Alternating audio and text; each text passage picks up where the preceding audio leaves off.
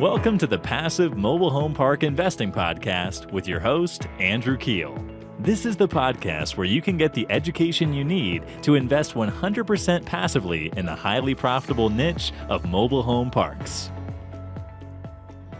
Welcome to the Passive Mobile Home Park Investing Podcast. This is your host, Andrew Keel. And today we have an amazing guest in Mr. Jim Glasgow of Placeway Management.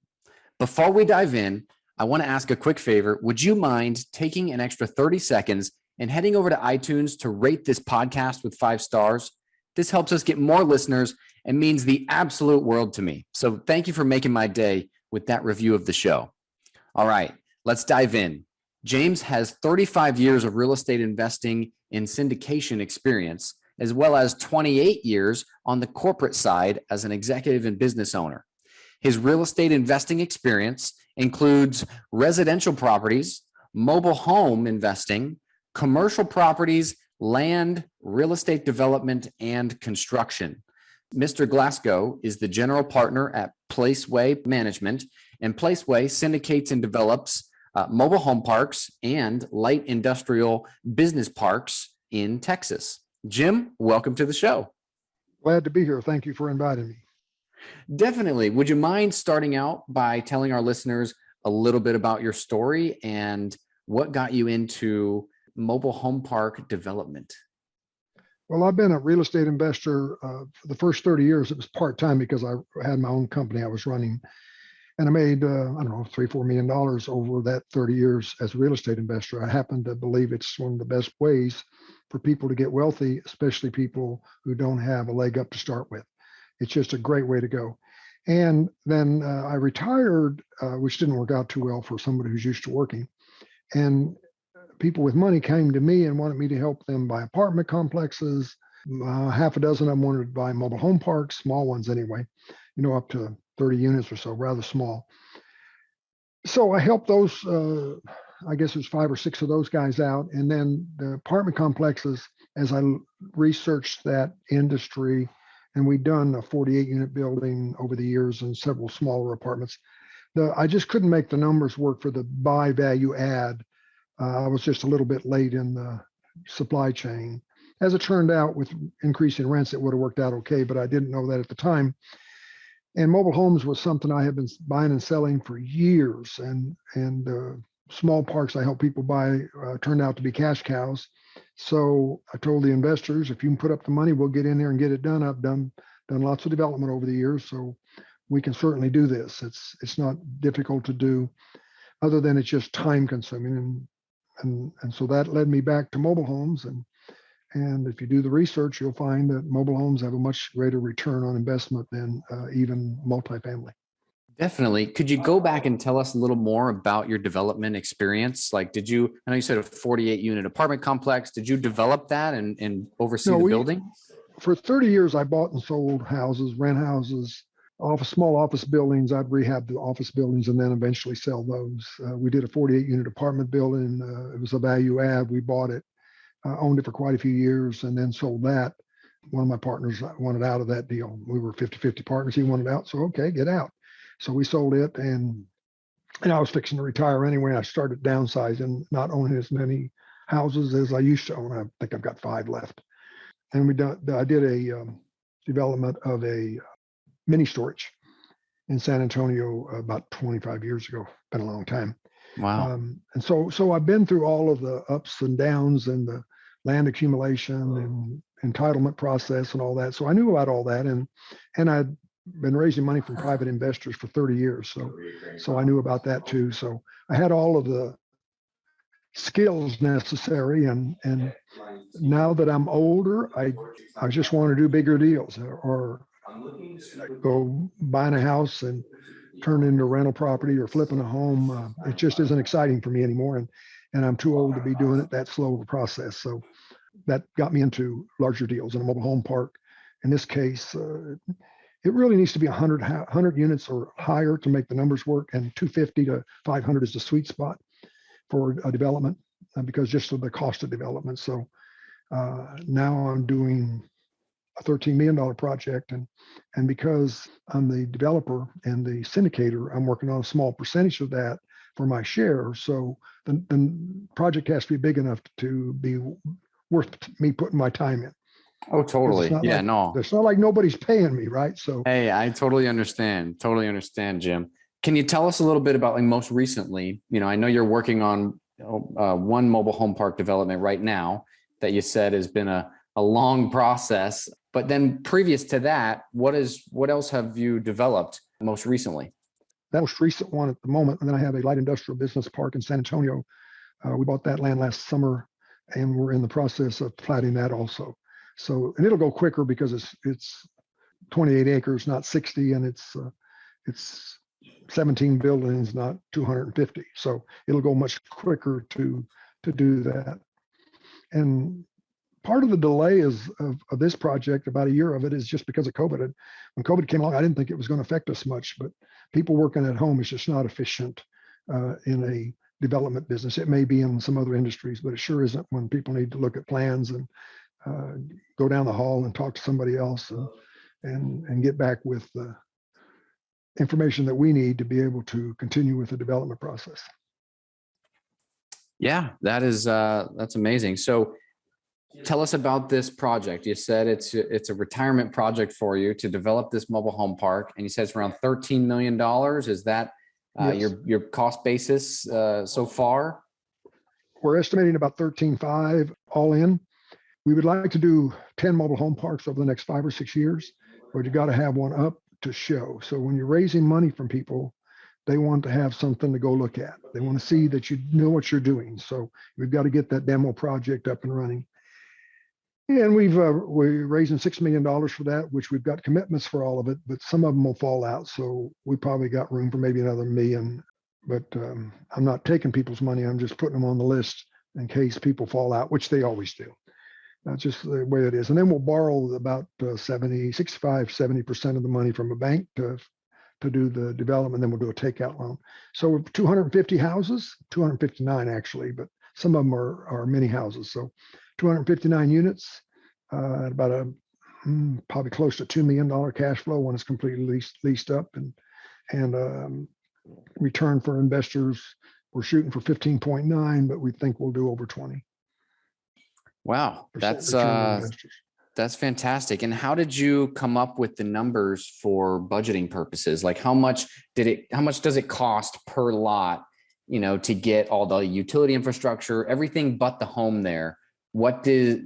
So far, what does it end up looking like? I know you're still in the planning phases, right? We don't have any bulldozers moving yet.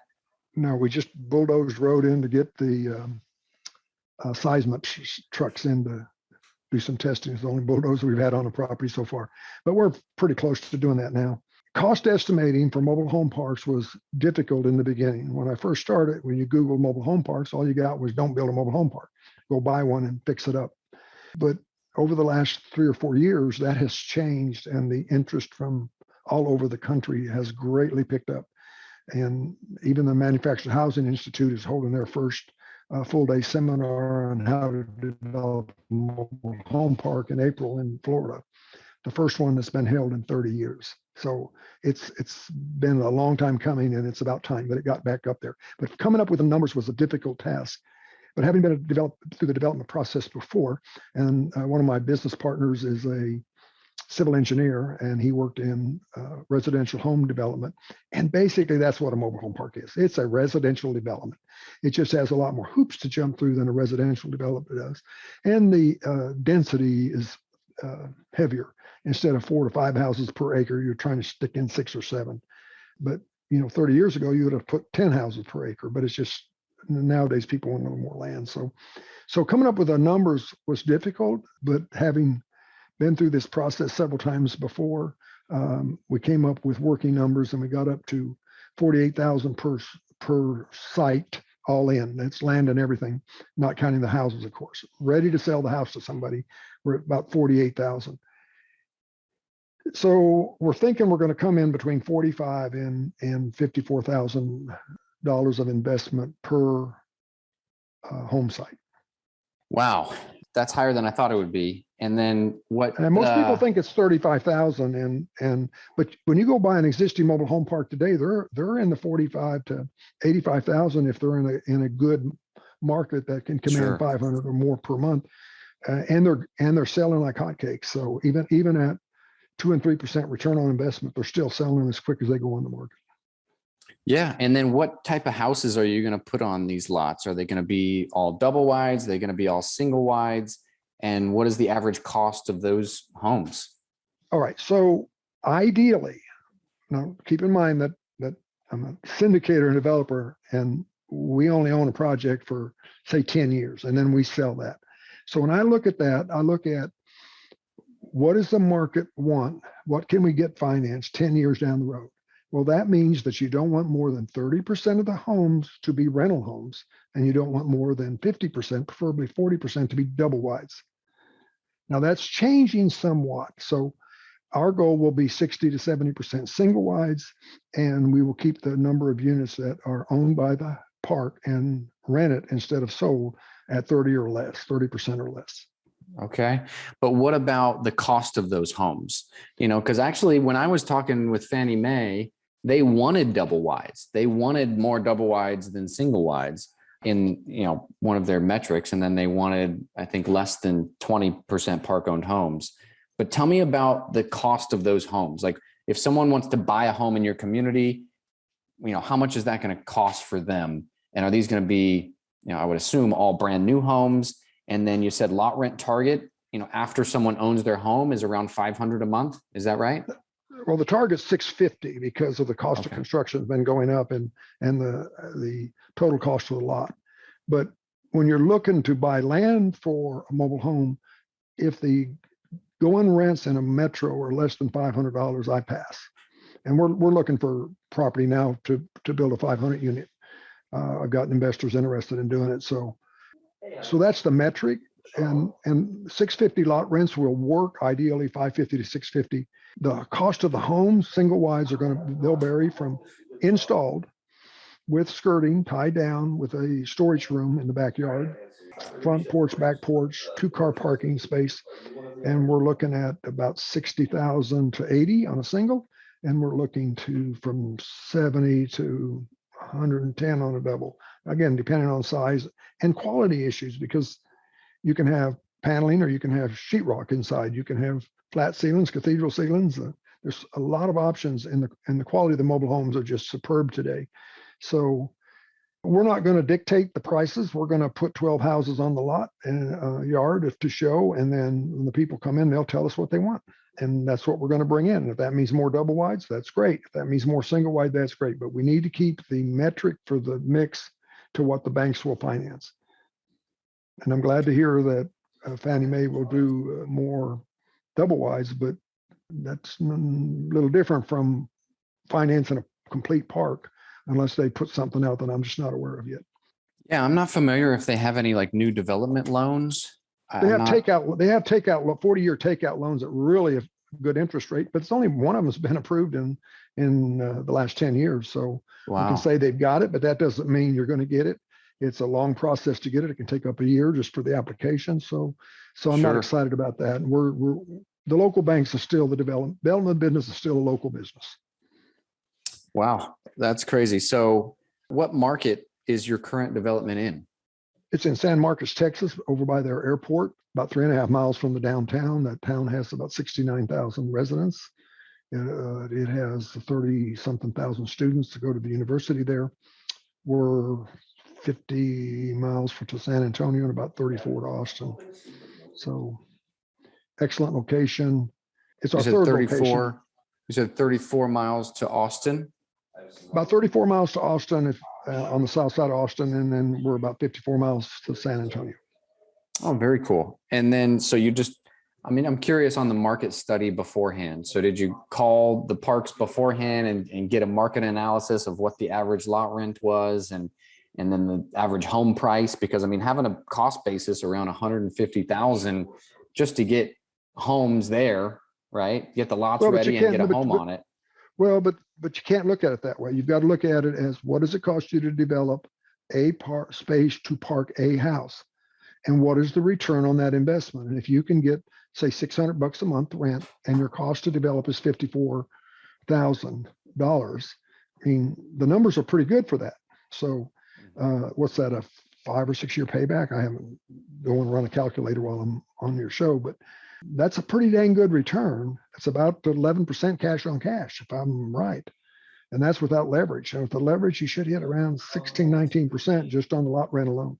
Remember, you're renting dirt, so there's really no cost like painting the walls or anything.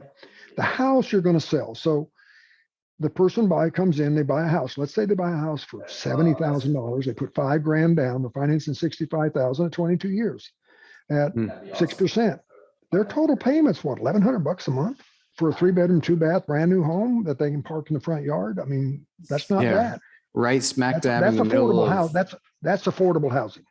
Yeah, and you're right in the middle of Austin and San Antonio. So I mean, that is a really hot market right now. But I've gone out to smaller markets in Texas, and little parks that are less than desirable are getting $500 a month rent now. So the rent base has really come up, and part of the reason is just a lack of competition in the business. Most all the parks are full, even those that report that they've got some vacancy. When you go talk to them, they don't really have a vacancy. They're looking for vacancies so they can put a house in there and sell it and make a few dollars. Yeah, no, that makes a ton of sense. So tell us about your partners. You said you have one that's a civil engineer. Do you have any others on the GP side of these deals? Yes, we do have a gentleman who is a property manager. He's in the property management business. The civil engineer is closing down his engineering business to work on these developments for us full time, because we'd like to do at least two developments a year. And the process takes a while, so you need to have 4 or 5 in the process. If you're at any one time, if you're going to start 2 projects a year, you better have 4 or 6 in the works, because of the lag time in getting things approved. And like I say, the lag times of the process of getting approvals has really stretched out in the last 24 months. Yeah. So when did you go ahead and get this property under contract for the current development? A little over 2 years ago, we got the zoning approved last June 6th, which is a real struggle getting zoning approval. That's when we started the development process. So we'd actually started a little ahead of that. So, and then we were hoping to be done by April, and here it is of last year, and here we are coming up on April again. So we're about a year behind. So we purchased the land and paid it off last summer. Wow. That just obviously COVID threw you a curveball there, but it has for everybody. And I was feeling really bad, like, gosh, I need to do a better job of managing my projects. And then I went and talked to some people that are doing the same thing we're doing. And one of them 3.5 years just to get a sewer permit. So I wasn't feeling so bad after talking to him, because everybody's behind. If you want to build a house in Austin, Texas, it could take you 7-8 months just to get a permit to build a house. I mean, that's ridiculous.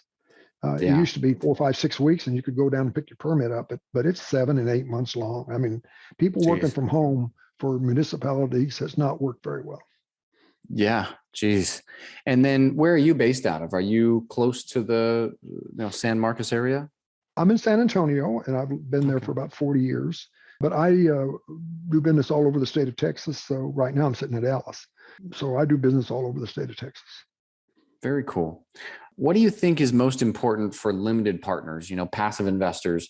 What do you think is most important for them to know prior to investing into a mobile home park development, that, they could listen on this podcast and take that away? And, as mobile home park development, maybe becomes more popular because the demand for affordable housing is so strong, what do they need to know prior to investing into something? I mean, obviously the timeline, I think, would be one of the big things that they need to know is, hey, this could get pushed out and you're not going to have much cash flow for possibly a couple of years, right, while this gets approved.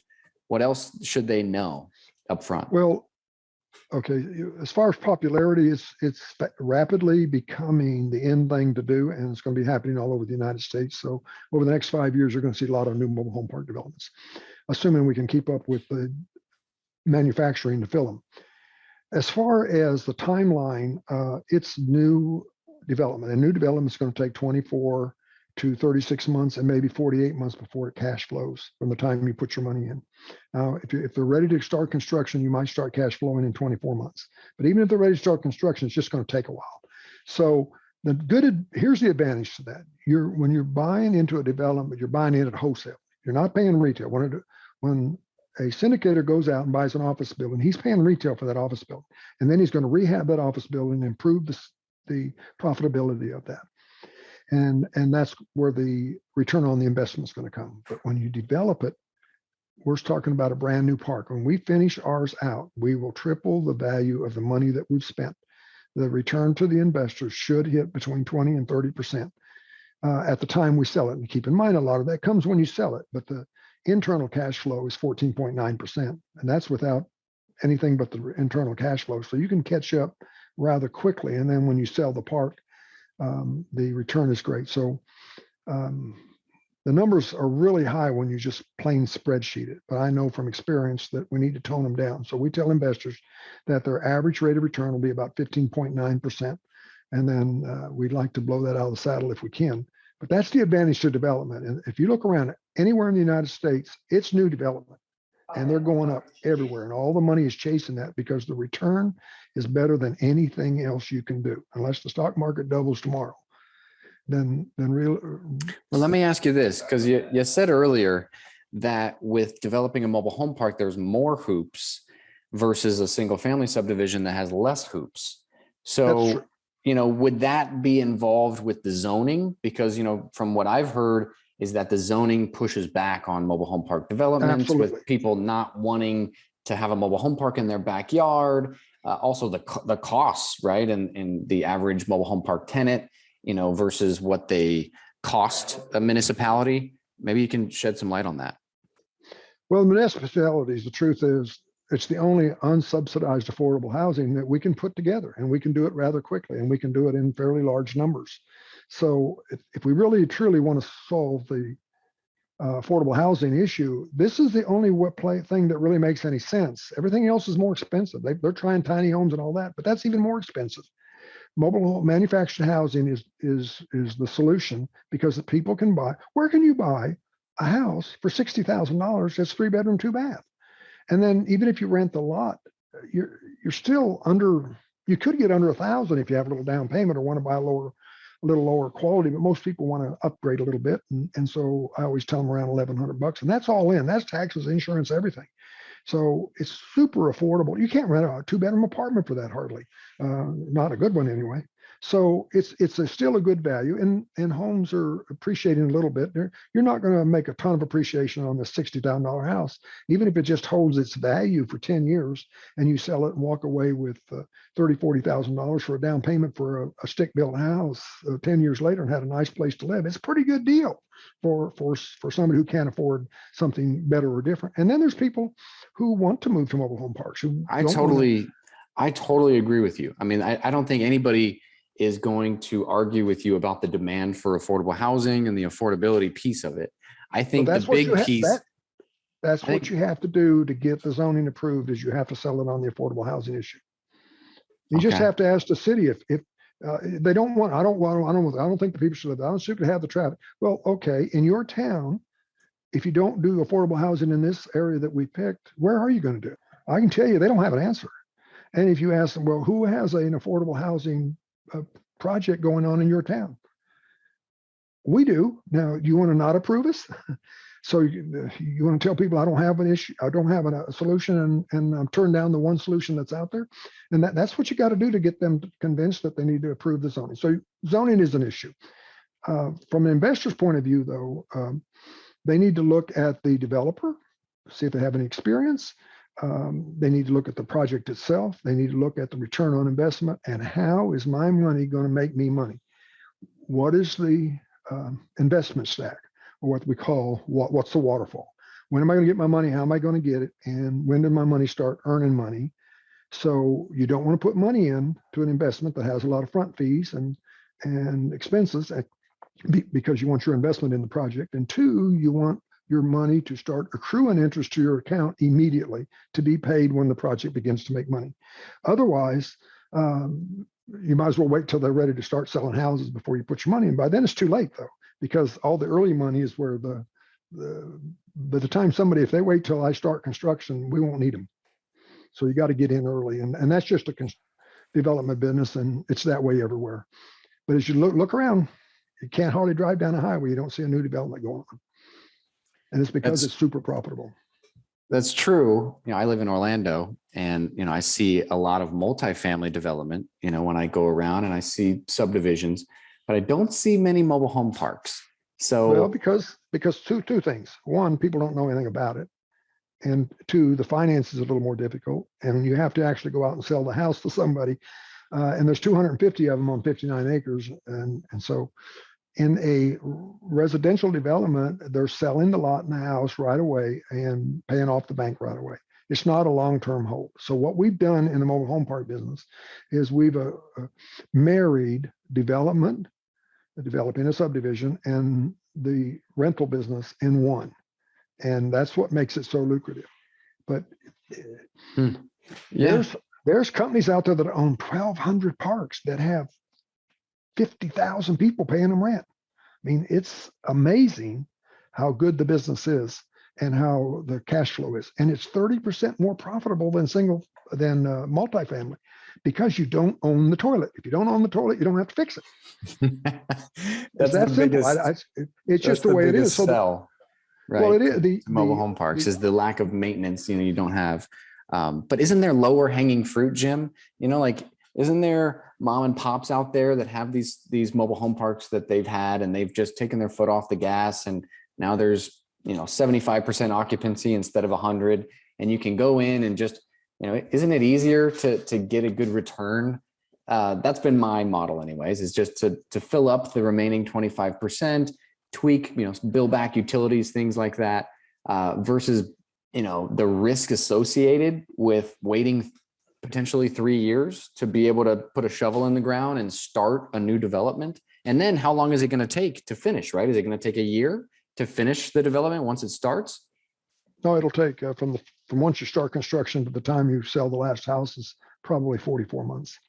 44 months. And then, do you 5 or 6 years, but you've taken a $13 million project that's cash flowing $14 million for a year, and at a 6.5% cap rate, that's $33 million. And I know some guys, the Spartan Investment Group, they just developed one up in Seattle, and before the homes were even delivered, they were able to sell it at the certificate of occupancy. They were able to sell it to some big group, and they were going to bring the homes in. And so I definitely see it. I just think it's very market dependent. You need to be in like the hottest markets around Austin, Texas, Seattle, others that are really going to be able to sell the homes. I think in that park in Seattle, they were able to sell the homes for like $250,000, every single home. Seattle's a specialty market. It's, and I wouldn't want to bank on that. Sure. But the returns are there no matter what. And they're good returns. Sad that it takes so long to do the development, but if the investors can average 15 to 20% of return on their investment over a 10-year period, even though 60% of that comes when the project is sold or refinanced, because ideally what you do is 5-6 years in, you'd refinance as soon as you were full, give them money, the investors their cash back that they put in.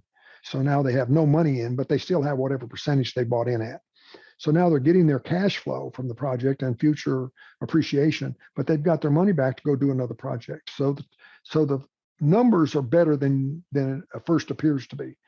And so when we design one of these projects, we want 11 to 12% cash on cash return. Then when we leverage that out, we know we can hit 16, 17, 18% on cash flow. And then when we add in the appreciated value, I can sell the mobile home park today and it's not even developed yet.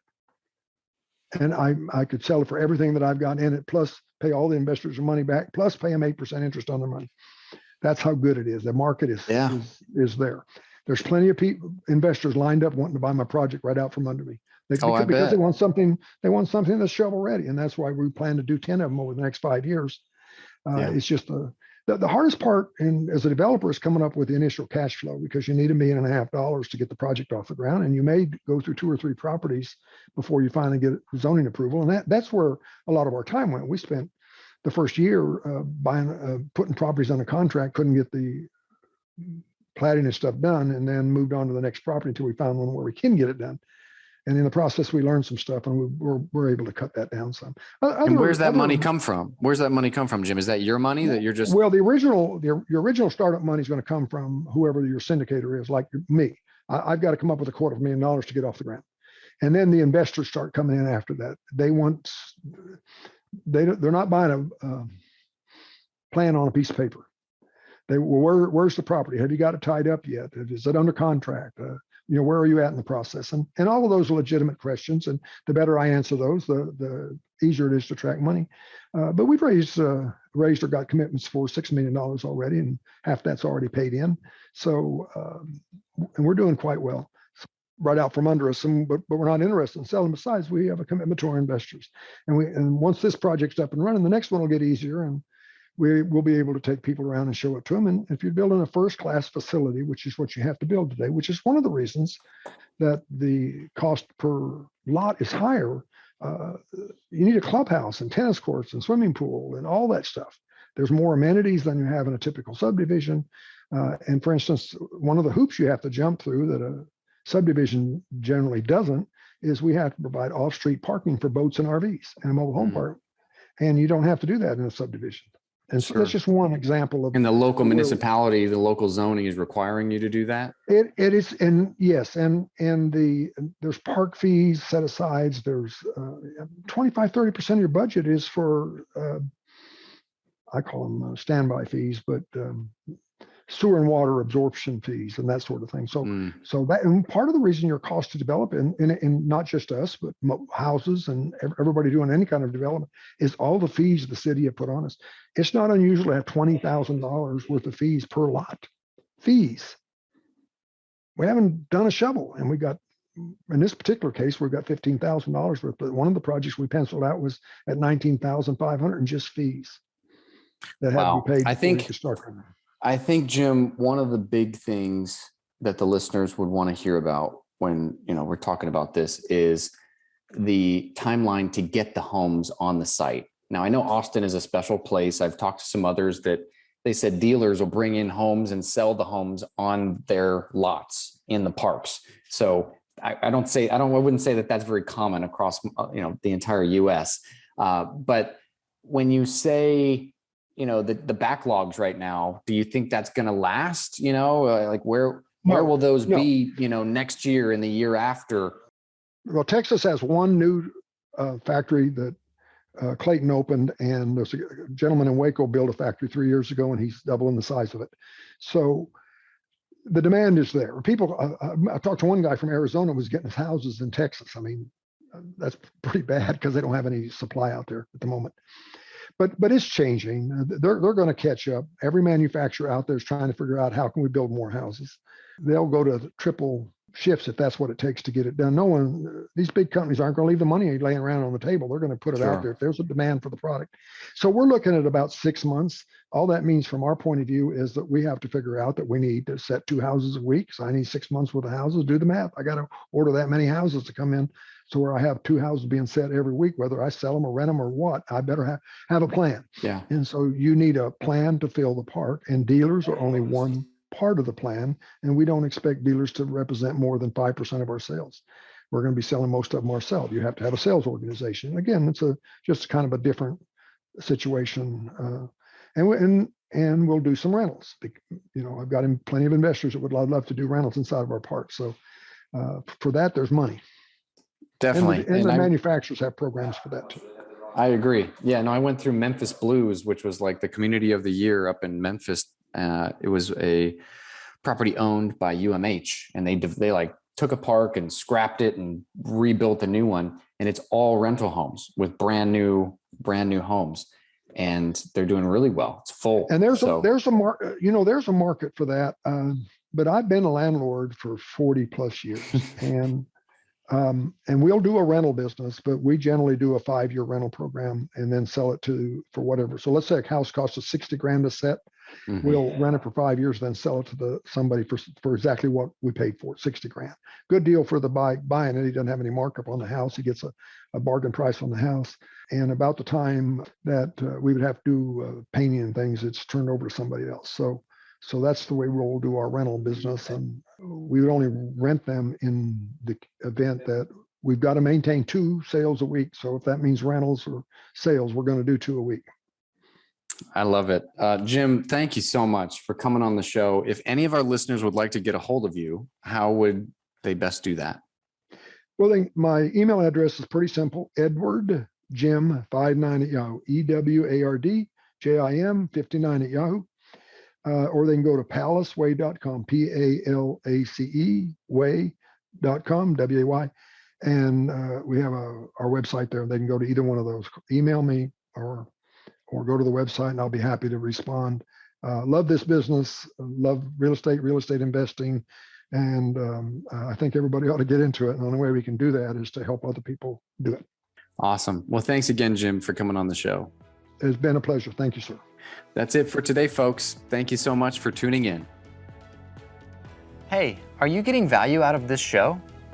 If so, would you mind please going over to iTunes and leaving the show a quick 5-star review?